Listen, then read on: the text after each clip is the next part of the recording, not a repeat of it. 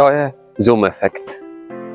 Jednoduchý zoom efekt, keď nemáte ultra drahú kameru, ktorá vie približovať 50-násobne alebo neviem jak veľmi a chcete zrobiť zoom, tak jednoducho prídete a položíte si kameru a natočíte si ten istý záber z rôznych pozícií a potom si ho len v editore začnete približovať jeden záber a potom sa presunete na druhý záber.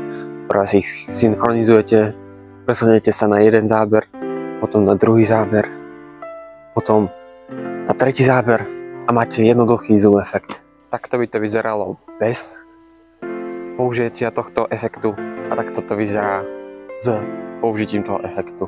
Viete dosiahnuť o dosť väčší zoom a hlavne nestrácate detail. Není to rozpixelované a blablabla. Nevyzerá to zle potom.